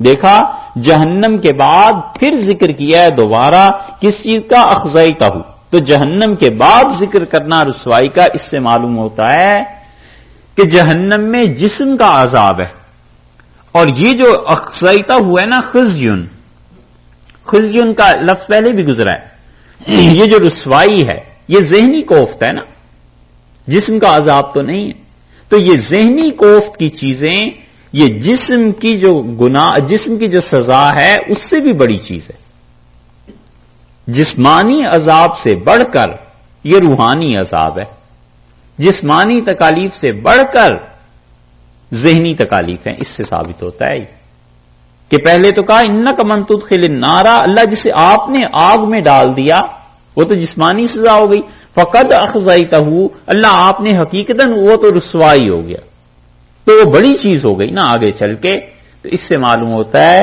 کہ وہ گناہ اور وہ حرکتیں جو جسم سے تعلق رکھتی ہیں اس سے کہیں زیادہ ذہن اور فکر کی جو چیزیں ہیں نا یہ خراب کرنے والی اور رسوا کن ہیں، اور اسی لیے کسی کو بھی ذہنی کوفت میں مبتلا نہیں کرنا چاہیے، کبھی کسی کو ذہنی کوفت میں مبتلا نہیں کرنا چاہیے۔ اگر کوئی بات ایسی پتہ چل جائے کہ کسی کو بتاؤ رات اسے نیند نہیں آتی، کوشش کرے آدمی رات کی بجائے اگلی صبح کو خبر دے، اگر کوئی نقصان نہیں ہو رہا اس کا تو اگلی صبح کو خبر دے، جتنے لوگ آرام ذہنی سکون کے ساتھ جی سکیں لوگوں کے لیے کام کرنا چاہیے، نہ لوگوں کو ذہنی پریشانی میں مبتلا کرے، یہ بہت بڑا گناہ ہے، بہت بڑا گناہ ہے۔ لوگوں نے گناہوں کی ایک فہرست اپنے طور پہ ہر ایک آدمی نے بنا لی ہے، اور اس میں اخلاقیات کا کوئی نام نہیں ہے، بس فلاں چیز گناہ میں شامل ہو گئی، فلاں چیز گناہ میں شامل ہو گئی۔ یہ ذہنی کوفت اور تکلیفیں لوگوں کو پہنچانا یہ شدید گناہوں میں سے ایک گناہ ہے۔ اس کی ایک مثال دیں، مثلا شراب پینے کو بہت بڑا گناہ سمجھتے ہیں، ہے بھی، کوئی اس میں مبالغے کی بات تھوڑی، الیاذ باللہ یقیناً گناہ ہے، کبیرہ ہے، لیکن اس کے مقابلے میں کہیں گئے فلش کو واش روم کو یوز کیا اور بغیر فلش کیے باہر آ گئے، اب جو بعد میں آدمی آئے گا اسے کیسی کوفت ہوگی، اس کو کوئی گناہ نہیں سمجھتے، بس شراب پینا ہی گناہ ہے، اور کوئی فتوے کی بات کرے تو جیسے شراب گناہ تھی اس سے بدتر یہ گناہ ہے۔ وجہ اس کی یہ ہے کہ شراب پی لی تو اپنی ذات کو نقصان دیا نا، یہ تو ان لوگوں کو تکلیف دے رہا ہے جو بعد میں آئیں گے۔ کبھی بھی اپنے کسی قول فعل عمل سے لوگوں کے ذہن کو نہ کرے، لوگوں کو اطمینان سے رہنے دے، جینے کا موقع ہونا چاہیے لوگوں کے لیے تاکہ وہ اللہ کی عبادت کریں، اللہ کے ساتھ ان کا تعلق جڑا رہے۔ ایک جملہ کبھی کبھی کسی کا دوسرے کی ساری زندگی برباد کر دیتا ہے، کہ اتنے بڑے بڑے گناہ ہو جاتے ہیں زبان کے غلط استعمال سے، نگاہ کے غلط استعمال سے، اس میں نہیں پڑنا چاہیے کبھی۔ جہاز میں سفر کرتے ہیں، کئی بار ایسی مصیبت ہو جاتی ہے، ایسی دشواری ہو جاتی ہے کہ 400 مسافر ہیں اور 2 آدمیوں نے اس جہاز کا ایسا حال برا کر دیا واش رومز کا، اب باقی جو ہیں وہ 390 اور جتنے بھی لوگ ہیں وہ پریشانی میں ہے کہ کیا کریں۔ اور اس سے بھی زیادہ آفت تو حج کی فلائٹس میں کبھی کبھی ہو جاتی ہے۔ انٹرنیشنل فلائٹس میں بعض لوگ ہوتے ہیں وہ ڈھیلے جو ہوتے ہیں نا وہ اپنی جیب میں رکھ لیتے ہیں، جہاز میں جا کے اب ڈھیلے استعمال کر رہے ہیں۔ اب بھلا کوئی اس سے پوچھے کہ کیا کر رہے ہو، سارا فلش سسٹم ان کا بیڑا غرق ہو گیا اور 8 گھنٹے کی فلائٹ ہے، لوگ پریشان۔ وضو کرنا ہے تو ٹھیک اس طرح کرنا ہے کہ وہاں پانی کی نکاسی کا تو کوئی ہے نہیں نا بندوبست کہ وہ پانی باہر آئے، اور جو باہر ہیں جو بھی غیر مسلم ہیں وہ دیکھیں اور وہ سوچیں کہ پتہ نہیں یہ کیا کر رہا ہے، اور پھر آخر بیچارے وہ جا کر اس کو صاف کریں گے اور وہ ٹیشو پیپرز لے جا کے یہ، اور اس نے نماز پڑھنی ہے ابھی تو صرف وضو ہی کا مرحلہ ہے نا، نماز بھی ابھی باقی ہے. تو یہ سب چیزیں کیا ہیں؟ لوگوں کو تکلیف میں پہنچانے کی، اور بغیر وجہ کے کافر کو تکلیف دینا بھی تو حرام ہے. ایسی حرکت کرے ہی کیوں جس سے مجموعی طور پر مسلمانوں کا غلط اثر پڑے، اسلام کا غلط اثر پڑے. اور داڑھی اگر رکھی ہوئی ہو تو پھر تو 1000 بار ان کاموں سے بچنا چاہیے. لوگ دیکھ کے کہتے ہیں اچھا یہ دیندار لوگ پھر ایسے ہی ہوتے ہیں، دیکھ لو پھر مسلمان علیہ باللہ ایسے ہوتے ہیں. کچھ تو انہیں بھی ہوتی ہے چڑ ان چیزوں سے، لیکن کچھ حرکتیں ادھر سے بھی ہوتی ہیں، دونوں طرف سے. اس لیے کبھی بھی ذہنی کوفت کا باعث نہیں بننا چاہیے. یہاں پر دیکھا ہے انک من تدخل النار، اور اللہ جسے آپ نے داخل کر دیا جہنم میں، فقد اخزیتہ، وہ تو حقیقت میں رسوا ہوگی. وما للظالمین من انصار، اور اللہ ظالموں کا کوئی مددگار نہیں. ظالموں سے مراد کافر ہیں یہاں، اور خداوندہ کافروں کا تو کوئی مددگار نہیں. ربنا، اے ہمارے پروردگار، اننا سمعنا، اے اللہ ہم نے، اے پروردگار ہم نے سنا. دیکھا ہے بار بار رب کا لفظ آ رہا ہے نا، اللہ کا لفظ نہیں آ رہا، بار بار رب کا لفظ آ رہا ہے. اس لیے کہ یہ سارے مراحل تربیت کے ہیں، تزکیے کے ہیں، پاکیزگی کے ہیں. دنیا میں اس نے کھلایا پلایا، اس نے بڑھایا، پروان چڑھایا، عزت دی، دولت دی، ہر طرح سے یہ ساری اس کی عنایات تھی. تو اللہ کی صفت ربوبیت اس کے کام آ رہی ہے، خدا کے رب ہونے کی صفت اس کے کام آ رہی ہے نا. اب وہی چیز جہنم جنت، وہ بھی تو ایک تربیت کا مرحلہ ہے. اس لیے مومن انسان اللہ کو بار بار رب کے لفظ سے پکار رہا ہے، کہتا ہے ربنا اننا سمعنا، اور اے ہمارے پروردگار ہم نے سنا. ایک آدمی کو منادی یہیں ینادی، ایک آدمی کو سنا منادن جو پکار رہا تھا، پکارنے والے کو سنا، حق کے داعی کو سنا جو آواز لگا رہا تھا. ینادی للایمان، اور اللہ وہ آواز لگا رہا تھا کس چیز کے لیے؟ للایمان، ایمان کے لیے، یعنی ایمان کی طرف دعوت دے رہا تھا. پہلا مرتبہ تو یہ حضور اقدس صلی اللہ علیہ وسلم کا ہے، سب سے بڑے تو وہ تھے کہ اللہ کی طرف سب سے پہلے انہوں نے بلایا اس امت کو اور اللہ کی راہ دکھائی، اور انہوں نے بتایا حق کیا ہے. تو مومن انسان اعتراف کرتا ہے اور کہتا ہے ربنا اننا سمعنا منادیا ینادی للایمان، اے اللہ ہم نے سنا اس کو پکارنے والے کو جو پکارتا تھا کہ ایمان لے آؤ. سب سے بڑے تو حضور اقدس صلی اللہ علیہ وسلم تھے، اور ان کے بعد جو لوگ بھی ان کے طریقہ کار پر چلے اور کافروں کو جو بھی مسلمان کرتا رہا وہ سب اس آیت میں شامل ہو جائیں گے. جس آدمی نے بھی ایمان کی دعوت لوگوں تک پہنچائی اور لوگوں تک ایمان اور اسلام کی صحیح بات پہنچائی، وہ اپنے اپنے درجے کے حساب سے اسی آیت. اسی لیے ہندوستان میں اور بر صغیر میں مسلمانوں کی نمازیں جو ہیں نا، ان کی نماز کی ایک ایک رکعت میں اور ان کے صدقے کی ایک ایک پائی میں اور ان کے حج اور عمروں کی ایک ایک ادا میں ان سب کا حصہ ہے جو دین کو یہاں لے کے آئے تھے. حضرت معین الدین چشتی رحمۃ اللہ علیہ تھے، بابا صاحب تھے، فرید الدین مسعود شکرگنج رحمۃ اللہ علیہ تھے، یہ قطب الدین بختیار کاکی تھے رحمۃ اللہ علیہ، پھر ان کے بعد حضرت نظام الدین رحمۃ اللہ علیہ ہیں، صابر کلیری رحمۃ اللہ علیہ ہیں. ایک ایک چیز میں ان کا حصہ ہے، اور یقیناً خدا کے ہاں ان کو اجر مل رہا ہوگا. اللہ تعالیٰ کے ہاں وجہ اس کی یہ ہے کہ ان لوگوں نے آ کے دین کی دعوت دی، انہوں نے ایمان پھیلایا، اور ان کے پیچھے بہت بڑی حکومت تھی مسلمانوں کی، اور اس وقت کے بادشاہ، اس وقت کے لوگ جنہوں نے دین کا کام کرنے انہیں دیا اور دین کے کام میں ان کی معاونت کی، ان کے احسانات بھی کچھ کم نہیں. حضرت آئے تھے دلی، معین الدین چشتی رحمۃ اللہ علیہ، اور حضرت قطب الدین بختیار کاکی رحمۃ اللہ علیہ کی بڑی شہرت ہو گئی. اور شیخ الاسلام التمش کے دربار میں یہ تھے نجم الدین، اس وقت کے شیخ الاسلام. تو حضرت معین الدین چشتی رحمۃ اللہ علیہ جو تھے وہ اپنی کسی ذاتی کام کے سلسلے میں آئے، تو یہ شیخ الاسلام دوستی تھی ان کی، وہ ملے. چشتیہ سلسلے کے مشائخ کے حالات پہ دو ہی کتابیں بس دنیا میں رہ گئیں جو سب سے زیادہ مستند ہیں، ایک سیر الاولیاء اور ایک فوائد الفواد.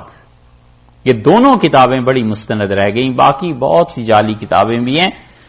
یہ سیر الاولیاء میں لکھا ہے انہوں نے کہ حضرت جب تشریف لائے تو شیخ الاسلام ملے اور انہوں نے کہا آپ کا مرید اتنا مشہور ہو گیا ہے کہ اب تو ہمیں کوئی پوچھتا ہی نہیں. تو اس شکوے کی شکایت کی بات آ کے حضرت معین الدین چشتی رحمت اللہ علیہ نے کی اپنے خلیفہ خواجہ قطب الدین بختیار کاکی رحمت اللہ علیہ سے، اور کہا بابا ہم چنی مشہور شدے، بابا اتنے مشہور ہو گئے ہو کہ شیخ الاسلام کو تم سے تکلیف ہو رہی ہے. تو ہمارا کام یہ نہیں ہے کہ لوگوں کے دل دکھائیں، پھرو میرے ساتھ چلو. اور فرمایا اجمیر چلو اور تم میری جگہ پر بیٹھو اور میں تمہارے سامنے ہاتھ باندھ کر کھڑا رہوں، تم نے اتنا دین کا کام کیا. انہوں نے وہی جواب دیا جو ایک اچھے شاگرد اور اچھے خلیفہ کو دینا چاہیے تھا. انہوں نے کہا حضرت میں تو کبھی اس قابل اپنے آپ کو نہیں سمجھتا کہ آپ بیٹھے ہوں اور میں سامنے سے گزروں اور کھڑا رہوں، کجا یہ کہ وہ مقام جس کا آپ فرما رہے ہیں. سارے مرید سب چیز چھوڑی اور اپنی گدڑی لے کے اٹھ کے چل پڑے. جب وہ چلے تو التمش کو خبر ہو گئی اور تاریخ میں آتا ہے کہ وہ ننگے پاؤں دوپہر کا وقت تھا اور اپنے سونے کے لیے لیٹ گیا تھا. کسی نے بتایا کہ حضرت خواجہ قطب الدین بختیار کاکی رحمت اللہ دلی چھوڑ کے جا رہے ہیں، ننگے پاؤں ننگے سر دوڑ پڑا اور جا کے حضرت معین الدین چشتی رحمت اللہ کو پکڑ لیا اور کہنے لگا حضرت سلطنت اجاڑ رہے ہیں، دارالحکومت اجڑ جائے گا، اس جیسی ہستی سے تو یہ سارا شہر آباد ہے اور یہاں دین کا کام ہے، آپ انہیں کدھر لے کے جا رہے ہیں. اور لکھا ہے جہاں پاؤں پڑتے تھے لوگ مٹی اٹھاتے تھے برکت سمجھ کے. تو حضرت نے فرمایا لوگوں کو شکایت ہو گئی ہمارے اس خلیفہ سے، انہیں ساتھ لے جاتے ہیں. حضرت نہیں ہو سکتا، پھر ہم بھی ساتھ ہی چلتے ہیں. اور بڑی مشکل سے منایا. اور حضرت نے فرمایا اچھا پھر اس طرح کرو، شیخ الاسلام رحمت اللہ علیہ جو تھے ان کے متعلق کہا ان کا دل خشک رکھنا چاہیے. تو قطب الدین بختیار کاکی رحمت اللہ علیہ نے اپنی طرف سے کچھ تحفے بھجوائے اور کہا حضرت میں آپ شیخ الاسلام ہیں، بڑے آدمی، ہم آپ کے بھی خادمی ہیں، تو میری وجہ سے کوئی شکایت ہو تو میں اس کی معذرت معافی چاہتا ہوں. اور پھر وہ دلی میں رہے. یہ بادشاہ تھے حکمران، انہوں نے بیک پہ تھے، انہوں نے ان صوفیہ کی قدردانی کی. ہر ایک کا احسان ہے، ہر ایک کا مرتبہ پہچاننا چاہیے. یہ منادی تھے دین کے، یہ دعوت دینے والے تھے، ایک ایک چیز بتانے والے تھے. اگر یہ لوگ نہ ہوتے دین کہاں سے سمجھ میں آتا اور کہاں سے دین پھیلتا. حضرت مجدد الفسانی رحمت اللہ علیہ نہ ہوتے اور کئی حکومت آ جاتی دارا شکو کی، تباہی مچ جاتی اور رام رام کرنے والے سارے ہو جاتے، ہندوستان تباہ ہو جاتا. دو آدمی ایسے بر موقع اللہ نے دے دیے. سید صاحب رحمت اللہ علیہ نہ ہوتے ہندوستان کی تاریخ کچھ اور ہوتی، اور اگر حضرت مجدد رحمت اللہ علیہ نہ ہوتے تو تاریخ کچھ اور ہوتی. خواجہ معصوم صاحب رحمت اللہ علیہ حج کے لیے گئے ہوئے تھے. مورخین لکھتے ہیں، یہ تو صوفیہ کی تو بات ہی الگ ہے. مورخین کہتے ہیں کہ مکہ مکرمہ میں اطلاع پہنچی کہ اورنگزیب کو شکست ہو گئی اور دارا شکوہ نے اقتدار سنبھال لیا. تو خواجہ معصوم صاحب رحمت اللہ علیہ مدینہ منورہ میں تھے. حضور اقدس صلی اللہ علیہ وسلم کے روضہ اطہر پہ پہنچے اور دعا مانگتے رہے بڑی دیر تک، اور پھر باہر آئے، ہم سے بات کی اور فرمایا نہیں یہ خبر غلط ہے، اورنگزیب کو حکومت ملی اور دارا شکوہ مارا جائے گا. تو ہم نے عرض کیا حضرت خبریں تو مسلسل یہی آ رہی ہیں. فرمایا کچھ بھی آئیں، میں نے حضور اقدس صلی اللہ علیہ وسلم سے عرض کیا کہ اگر دارا شکوہ آ گیا تو سارے لوگ کفر کی طرف چلے جائیں گے، ہندوستان میں دین ختم ہو جائے گا. جو ہمیشہ سے آپ کے خلفاء نے اتنی محنت کر کے اس پودے کو لگایا ہے یہ اکھڑ جائے گا. حکومت اورنگزیب کو ملنی چاہیے، دعا اس کے لیے ہو. تو حضور اقدس صلی اللہ علیہ وسلم نے دعا کی اورنگزیب کے لیے. تو فرمایا مجھے یقین ہے ان کی دعا اللہ کے ہاں قبول ہوگی، اورنگزیب کو حکومت ملے گی، حکومت سے نہیں ملتی. یہ اتنے بڑے بڑے لوگ تھے. اورنگزیب جس کے لیے حضور اقدس صلی اللہ علیہ وسلم کی دعائیں شامل ہوں، حیران ہوتے ہیں ہم، دیوانے ہیں جو کہتے ہیں کہ اس کا کوئی حصہ نہیں اور مسلمانوں کا کوئی حصہ نہیں. یہ اس سے بھی زیادہ بہکی ہوئی بات ہے جو ہمارے اساتذہ کہتے تھے کہ ہمارے ہاں قصبے میں ایک پاگل ہوتا تھا اور وہ کہتا تھا کہ سکندر مر گیا، اور کیا کہتا تھا وہ پاگلوں جیسی باتیں کرتا تھا نا، وہ کہتا تھا کہ سکندر مر گیا اور بکریاں کھیت میں چر رہی تھیں. تو جیسے اس دیوانے کی بات ہی، اس سے بھی زیادہ دیوانگی کی بات ہے کہ کوئی کہے کہ اورنگزیب اور مسلمانوں کا کوئی ہاتھ نہیں تھا. سبحان اللہ. سب اس میں شامل، یہ سب دین کی دعوت دینے والے تھے. یہ جتنے لوگ بھی تھے تھوڑا سا کام کیا. ربنا اننا سمعنا منادیا ینادی للایمان، اے پروردگار ہم نے سنا ایک پکارنے والے نے پکارا. للایمان، کس کے لیے؟ ایمان کے لیے پکارا. للایمان کا مطلب الی الایمان، ایمان کی طرف اللہ اس نے دعوت دی. اب بھی یہ دروازے کھلے، صرف ایک چیز ختم ہوئی ہے اور وہ نبوت. اگر کوئی مانے ذہنی طور پہ بھی زبان سے اقرار نہ کرے اور اس کا ذہن بھی اگر مانے کہ نبوت کا مقام جاری ہے تو بھی کفر ہے. اس لیے کہ حضور اقدس صلی اللہ علیہ وسلم ہر طرح سے آخری نبی تھے. یہ تمہارا ایمان ہے. بس ایک وہ چیز ختم ہو گئی، اور ایک وہ کہ رسول اللہ صلی اللہ علیہ وسلم کو جنہوں نے دیکھا تھا وہ صحابہ رضی اللہ عنہم ختم ہو گئے، وہ صحبت ختم ہو گئی نا. باقی تو کوئی مقام خدا کے یہاں بند نہیں ہوا. اب بھی لوگ معین الدین چشتی رحمت اللہ علیہ بن سکتے ہیں، اور اب بھی حضرت مجدد رحمت اللہ علیہ کے درجے کو پہنچ سکتے ہیں، اور اب بھی لوگ خواجہ قطب الدین بختیار کاکی رحمت اللہ علیہ کے مقام کو پہنچ سکتے ہیں. لیکن وہ اخلاص، وہ تعلق اللہ کے ساتھ، وہ علم، اور وہ جو اپنے آپ کو مٹانا تھا وہ کہاں سے آئے؟ یہ اب بھی چیزیں پیدا ہوں اس امریکہ میں، یورپ میں، یہاں کے لوگوں میں کام کریں دین کا جو لوگ، اب بھی وقت ہاتھ سے نہیں گیا. یہ قومیں اگر مسلمان ہو جائیں تو عین ممکن ہے 500 سال بعد کوئی کسی کا نام لے رہا اور کہے کہ وہ یہاں ایسے ہی آئے تھے جیسے ہندوستان میں معین الدین چشتی رحمت اللہ علیہ آئے تھے. خدا نے کوئی مقام بند نہیں کیا. خدا کا وہ قرب اب بھی حاصل ہو سکتا ہے بشرطے کہ مسلمان اب محنت کریں. ان اقوام پہ، یہاں پہ آنے والا ہر مسلمان، اس کی ایک حیثیت تو اپنی ہے، ایک حیثیت اس کی یہ بھی ہے کہ وہ اللہ کی طرف دعوت دینے کے لیے آیا. آپ سمجھیں نہ سمجھیں، کافر آپ کو یہی سمجھتا ہے. آپ جتنا مرضی اسلام سے دوری اور برات کا اظہار کر دیجئے، وہاں سے آنے والے لوگ، انگریز جب نام پڑے گا تو یہی سمجھے گا نا کہ یہ مسلمان ہے. وہاں سے آنے والا جتنا مرضی کر لے، اب اپنی رنگت بھی تبدیل کر کے آ جائے، اگر نام اس کا ہے اس میں محمد اور احمد اور اس قسم کے لفظ آتے ہیں تو ضرور سمجھے گا کہ یہ مسلمان ہے. وہ آپ سے ایکسپیکٹ کر رہا ہوگا یہی کہ یہ اپنے دین پر پختہ ہوگا، یہ دین کی کوئی نہ کوئی بات جانتا ہوگا. 20 انگریز ملتے ہیں ہمیں جہاز میں جب سفر کرتے ہیں کسی جگہ، اور وہ کہتے ہیں تم مسلمان ہو، اچھا یہ بات پوچھنی. یہ کیا ہے؟ یہ مسلمانوں میں سے ہر ایک کی حیثیت ہے کہ وہ دوسری طرف داعی ہے اللہ کے دین کا، وہ اللہ کے دین کی دعوت کے لیے آیا ہوا ہے. یہاں لوگ ایکسپیکٹ کرتے ہیں کہ یہ دین کے بارے میں بتائے گا، اور جب اپنے ہی گھر علم میں سے ایک پائی باقی نہ ہو تو کسی کو 1 روپیہ کہاں سے دے؟ جب خود ہی دین کی سمجھ نہ آئی ہوئی ہو تو دوسروں کو کیا سکھائے؟ اس لیے یہ جو دعوت ہے نا، منادی ینادی للایمان، اللہ ہم نے سنا ایک آدمی ایمان کی دعوت دے رہا تھا. اب بھی جو لوگ کام کریں گے وہ اسی مقام پر آ جائیں گے. ان آمنوا بربکم، وہ کہہ رہا تھا کہ لوگوں ایمان لاؤ اپنے پروردگار پہ. فآمنا، پس اے اللہ ہم ایمان لائے. اے ہمارے رب، ہم نے ایمان اس کے کہنے سے قبول کیا. تو جنہوں نے قبول کیا ہے کسی کے کہنے سے، ان کی یہ دعا ہے. تو جو خود دعوت دے رہا تھا اس کا مقام کتنا بڑا ہوگا. اور کہتے ہیں ربنا فاغفر لنا ذنوبنا، اے اللہ ہم ایمان لے آئے، فاغفر لنا ذنوبنا، اے اللہ ہمارے گناہوں کو معاف کر دے، ہماری خطاؤں سے درگزرو. وکفر عنا سیئاتنا، اور اے اللہ اتار دے ہماری برائیاں، ہمارے گناہ. امام رازی رحمت اللہ علیہ نے تفسیر کبیر میں اس مقام پر 2 باتیں لکھی ہیں. ایک بات تو انہوں نے یہ لکھی ہے کہ وہ کہتے ہیں اس کا مطلب یہ ہے کہ بغیر توبہ کے بھی گناہ معاف ہوتے ہیں. اور وہ کہتے ہیں اس طرح کہ دیکھو اللہ تعالیٰ نے یہاں پر یہ کہا ہے کہ انہوں نے ہم سے دعا مانگی اور کہا اننا آمنا، اللہ ہم ایمان لائے بس. اور ایمان کے بعد انہوں نے کہا ہے کہ ربنا فاغفر لنا ذنوبنا، اپنے اعمال کا ذکر نہیں کیا، اور فوراً کہا کہ اللہ ہمیں بخش دے. تو یہ توبہ کے بغیر ہی ان کے گناہ معاف ہو گئے، کیونکہ آگے آیا ہے کہ فاستجاب لہم، اللہ نے ان کی دعا کو قبول کر لیا.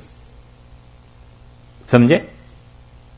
وہ کہتے ہیں صرف انہوں نے یہ کہا کہ آمنا ہم ایمان لائے، اور اس کے بعد اعمال کا کوئی ذکر نہیں، نہ توبہ کا ذکر ہے، بلکہ یہ کہا کہ فاغفر لنا ذنوبنا، اللہ ہمارے گناہ معاف کر دے. تو سوال مغفرت کا ہے اور بشارت اللہ کی طرف سے آخر پر یہ ہے کہ فاستجاب لهم ربهم، ان کے پروردگار نے ان کی بات مان لی، ان کی دعا کو قبول فرما لیا. تو وہ کہتے ہیں مطلقاً صرف ایمان کے بعد مغفرت کی دعا مانگنے کا مطلب یہ ہے کہ ایمان خود ایسی چیز ہے جو گناہوں کو معاف